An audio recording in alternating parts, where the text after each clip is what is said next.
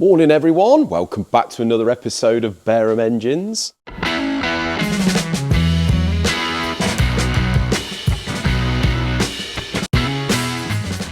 So what we got going on this fine Monday morning? Have a look at this. That's John's little Austin 7 lot. He's come in on Saturday, him and Isaac were in, and it looks like he's cracking right on with this. So obviously the crank's in, the pistons and rods are in, the barrels are on, because obviously there's separate barrels to the crankcase on this, so you have to put the barrels over the pistons. Obviously all the valves in, he's got some new exhaust valves there, all bored, and fingers crossed guys, this thing is going to see him through for probably another 10 years, because I think that's how long it was ago since he did the engine the first time. But yeah, looking very, very nice. Lovely little motor this, 750cc, or slightly over that, now it's been bored out. But yeah, lovely little motor. So it won't be long now until you see this engine in the little Austin 7, and we can hopefully take you for a little ride in it, because that is a fun car, but fair weather only, I'm afraid. Little 1275 that John's done the bottom end on, that's all done. I think I showed you that the other day. If you've been watching our second channel, you will appreciate what Isaac is doing here with his Subaru. You can see that is all honed out now. He's faced the tops of the block, so this thing is almost on the verge of being ready to be built. So he's been coming in the last 2 or 3 Saturdays. As I say, if you haven't yet been over to our second channel, Lee at Bareham, pop over there guys, hit the like and subscribe button, really helps us. And as I say, Isaac's going to be doing quite a lot on there to do with this Subaru. So yeah, that's all coming along. He's over here at the moment doing this V8. So as I said to you the other week, he wanted to strip this and make sure it was thoroughly cleaned. He's just putting it all back together now, as you can see. Bit of a funny setup on these V8s. You've got 2 rods on each big end journal, so you've only got 4 journals still, same as a straight 4, but obviously 2 sets of rods on. They are handed, these rods, so you have to get them the right way round. Otherwise, if you don't, you see down there where that rod is sitting in the centre of the small end, it doesn't. It will be pushed over to one side. But yeah, this thing is all balanced. This is going to be a pretty trick motor. It's a 3.9 in a TVR. We've got our deck heights correct now, so I'm just in the process of about to check the CCs in the cylinder head. I might have to take a little bit more off the top of the cylinder heads just to get it to the right compression ratio, but this is another one well on its way guys. This Cosworth here is all done. That was just a short motor build, gone through the cylinder head. We're just waiting for 3 spring bases on that. That is it, and then we can just put the head back together. Isaac has put new guides in there, and obviously you see at some point it's had some welding here, but it's all pretty good.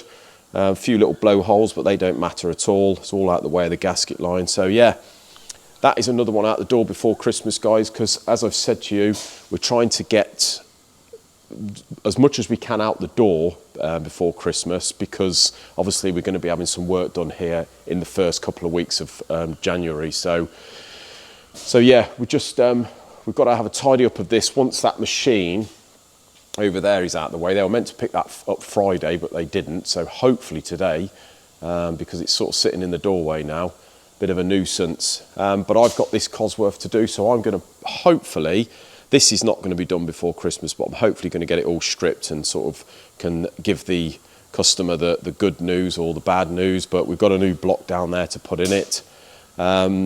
But yeah, really, I've got 2 or 3 booked in for just after Christmas, but I just want to wait until we got this area done before I sort of start taking too much more in, because obviously it's just storage for us at the moment until we've had a little jiggery about. Just very quickly, guys, I'm not going to dwell on it, just regarding the last video and the fire. I've had a few emails, people very concerned about us having a fire and Isaac getting burnt. He burnt his finger. He did go up to A&E to just have it checked out, yes, but this is where the problem was. So on this bench here, he got a little pot in there of brake cleaner. He had the Cosworth head sitting on that stand there, and he got the little blowtorch to heat one of the exhaust studs out to get it out. And as he's whipped it around, he's caught the brake cleaner, and it's just sort of set alight. There was obviously brake cleaner all on the bench here, so that has set alight there. He's tried to put it out with a rag. The rag's caught a light and it's burnt his finger. So there's not anything here to sort of catch a light. It was just brake cleaner burning. But yes, You shouldn't mix brake cleaner and flames, we all know that. But at the end of the day, we're a workshop. We have brake cleaner in here. We have the flames in here. You know, you've just got to separate them and be sensible. So, lesson learned there from Isaac. Gladly, no one was seriously hurt and we didn't burn the workshop down. So there we go, guys. End of story. So this Cosworth here, guys, the Normally Asperated.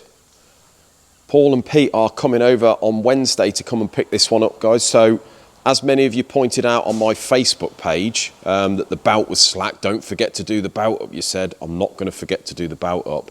At the time, we were missing these bolts and the tensioner nut, so we couldn't obviously time it up. So they're coming up. I've got a load of stuff down the back for Paul, which I've blasted over here. So I'm just going to have a little go through that, have a little look there. I'm sure Paul's probably going to go through that because he's got a blaster himself now, him and Pete, and they've been blasting everything in sight. So no doubt that he's probably going to do all that again. But yeah, so I've just got to time that up in the next day or so. Obviously ready for Wednesday, just go through it, just check everything's done. We've just got to stick the oil pipe on, the oil pump on, sorry, and pickup pipe and the sump. Just get that one finished. And there's a rocker cover in the bead blaster, which I promised Paul that I will just go through for Pete, just tidy up so he can probably sell, because obviously now he's got this wonderful looking period style cover there, because obviously it's going in the Mark 1 Escort. But yeah, that's it, guys. I'll be sorry to see that go. It's been part of the furniture, been here for so long. Right then, guys, we have had one of the dreaded phone calls from people asking for engine parts, thinking that they've got a very small problem. As a matter of fact, they haven't. It's a biggie. So today's example, gentleman rings up, punter, not a garage, said he's got a car on his mate's ramp and they need a set of hydraulic lifters. The thing's tapping up the top. And also, he says they must have gone quite bad because the oil pressure light is flickering.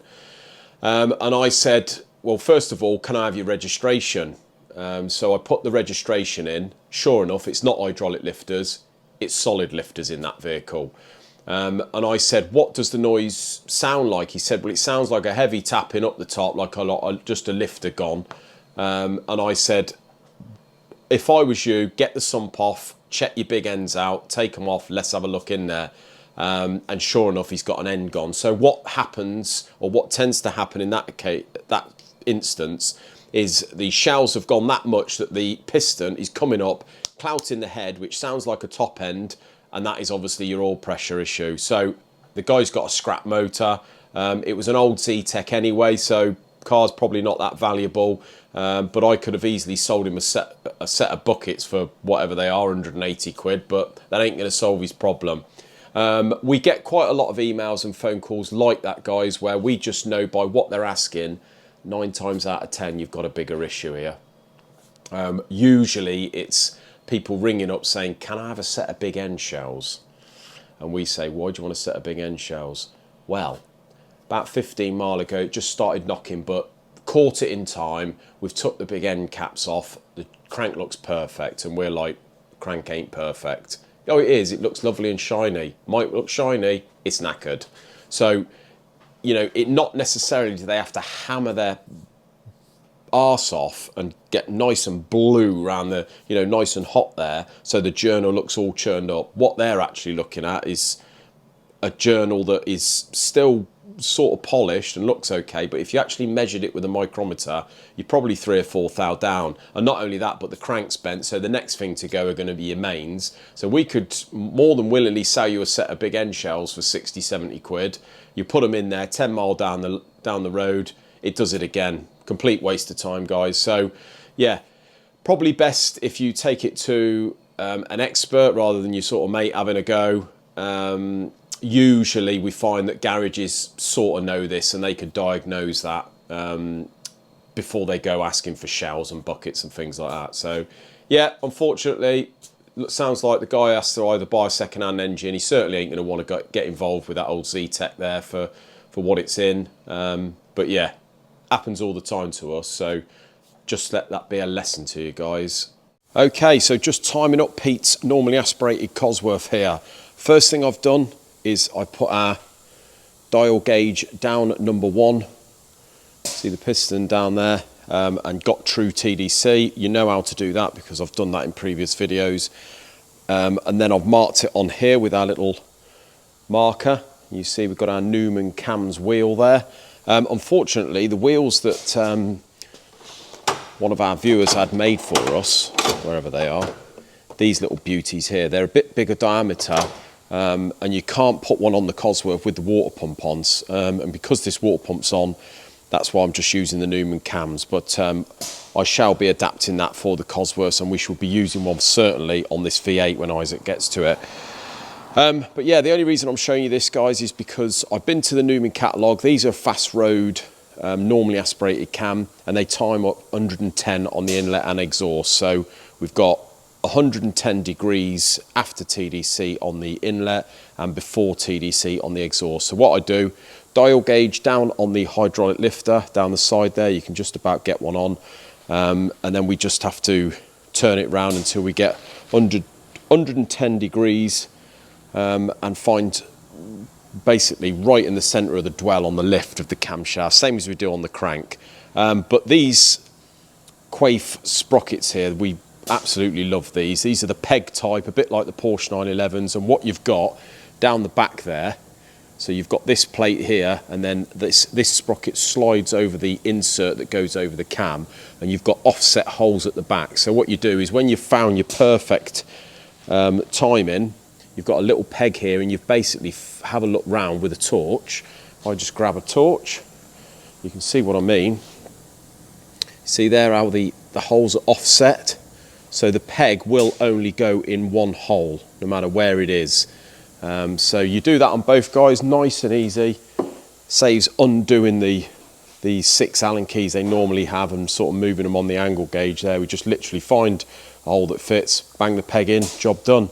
Turn it round 2 lots of 360 degrees and check it. So we've done that now, guys. The bout tension is absolutely fine. So what we got is we've got a couple of plates here. So you've got the hole that goes over the peg to hold that in, and these just go on as normal. So I'm just going to torque those up. Then we've got to take the exhaust off, because when Paul and Pete arrive on Wednesday, they've got their little stand jig that go on where the existing engine mounts would go, and then they can sit it nicely in the boot of the car. So we just got to take that lovely exhaust off, because they're not going to get it in with that on, but at least we know it fits and it's in the fitting position. So we'll turn it over, get the oil pump and pickup pipe on, we'll get the rocker cover on and the sump, and this one is all ready for them boys to take away. It's been a pleasure. Well, that's all we got time for today, unfortunately, guys. Until Wednesday's video, you have a great evening and we'll see you then. Thank you very much.